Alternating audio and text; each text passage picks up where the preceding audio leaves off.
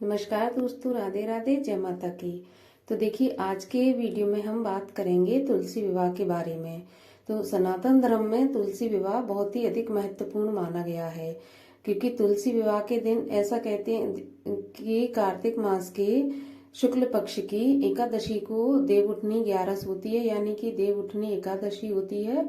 और उसी दिन भगवान के शालिग्राम रूप का तुलसी के साथ विवाह किया जाता है, क्योंकि जो आषाढ़ मास की जो देवशयनी 11 होती है, एकादशी होती है, उस दिन भगवान अपनी योग निद्रा में चले जाते हैं और कार्तिक मास की शुक्ल पक्ष की एकादशी को भगवान योग निद्रा से जागते हैं।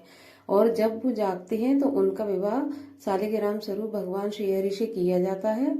और उसके बाद फिर जो भी सांसारिक मांगलिक कार्य रुके हुए होते हैं, फिर वो काम शुरू हो जाते हैं, जैसे कि शादी विवाह होता है, मुंडन होता है, गृह प्रवेश। ये सारे कार्य इन चातुर्मास के लिए वर्जित हो जाते हैं। और जब देव उठनी एकादशी को भगवान शालिग्राम का विवाह तुलसी माता के साथ हो जाता है, तो उसके बाद ये सारे काम फिर से चालू हो जाते हैं, फिर से होने लगते हैं। तो आज की वीडियो में मैं आपको बताऊंगी कि तुलसी माता का विवाह आपको कैसे कराना है, किस विधि से कराना है, इसका सही मुहूर्त क्या रहेगा, शुभ मुहूर्त क्या रहेगा।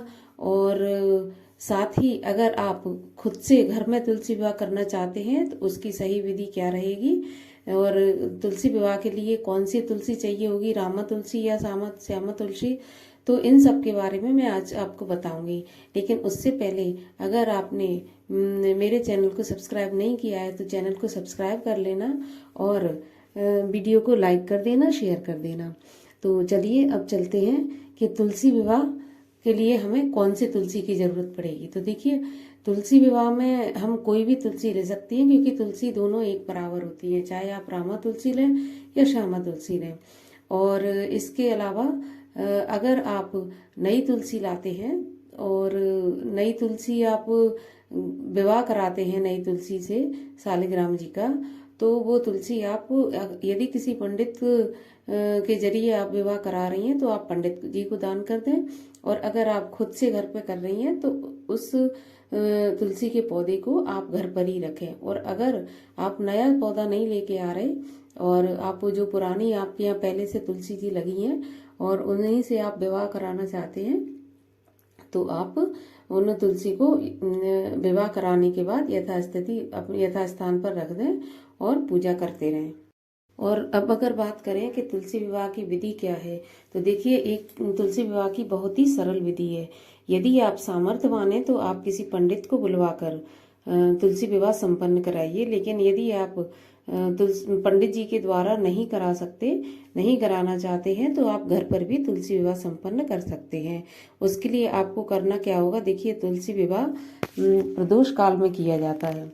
तो प्रदोष काल होता है शाम को सूर्य अस्त के 1-1.5 घंटे पहले से लेकर और सूर्यास्त के 1-1.5 घंटे बाद तक, यानी कि लगभग 2 से 2.5 घंटे का टाइम प्रदोष काल का रहता है। तो आप उस समय में तुलसी विवाह संपन्न कर सकते हैं। तो आपको करना क्या है कि सबसे पहले तो आप लोग स्नान कर लें, मतलब आप लोग से मतलब है कि पूरा परिवार स्नान करके, जैसे हम कहीं शादी विवाह में या अपने घर की शादी विवाह में सम्मिलित होते हैं ना, उसी प्रकार से नए वस्त्र धारण करें।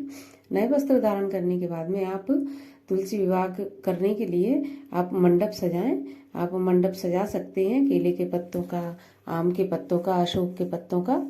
और उसके अलावा आप 2 चौकी रखें। चौकी पर आप एक पर पीला कपड़ा बिछाएं, एक पर लाल कपड़ा बिछाएं।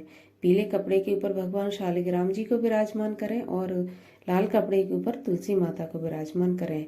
फिर उसके बाद तुलसी माता को चुनरी उड़ाएं, सुहाग चढ़ाएं और उस शालिग्राम जी को जनेऊ धारण करवाएं, पुष्प चढ़ाएं। ये सब आप अर्पण करें। उसके बाद उस यथाशक्ति जैसे आप कर सकते हैं भोग प्रसाद वगैरह चढ़ाएं। हो सके तो पंडित जी के लिए दान दक्षिणा भी निकाल दें, वो भी पंडित जी को दें। तो फिर इस तरह से तुलसी विवाह आप संपन्न कराएं। तुलसी विवाह का शुभ मुहूर्त रहेगा 23 नवंबर 2023 को शाम को 4:30 बजे से, यानी कि 4:36 से और शाम के 7 बजे तक। तो इस अवधि में आप तुलसी विवाह संपन्न कर सकते हैं, करवा सकते हैं। और एकादशी तिथि के प्रारंभ की बात करें तो 22 नवंबर 2023 गुरुवार को रात को 11:04 पर और एकादशी तिथि समाप्त हो जाएगी 23 नवंबर 2023 गुरुवार को रात्रि 9:02 पर। तो देखिए, वैसे तो एकादशी को ही करना चाहिए तुलसी विवाह, लेकिन यदि आप एकादशी को नहीं कर सकते तो आप एकादशी से लेकर पूर्णिमा तक किसी भी दिन तुलसी विवाह संपन्न कर सकते हैं या करवा सकते हैं। देखिए, जिनकी कन्याएं नहीं है ना, उनके लिए बहुत ज़्यादा महत्वपूर्ण है। यदि वो कन्यादान का लाभ उठाना चाहते हैं तो वो तुलसी विवाह करके कन्यादान ले सकते हैं, कन्यादान कर सकते हैं, उनको पूरे कन्यादान का फल मिलेगा। तो ये थी तुलसी विवाह के बारे में जानकारी। और यदि आपको मेरा वीडियो अच्छा लगा हो तो थोड़ा सा भी अच्छा लगा हो तो वीडियो को लाइक कर देना और चैनल को सब्सक्राइब कर लेना। मिलती हूँ आपसे अगले वीडियो में, जो कि एकादशी से संबंधित होगा। तब तक के लिए राधे राधे।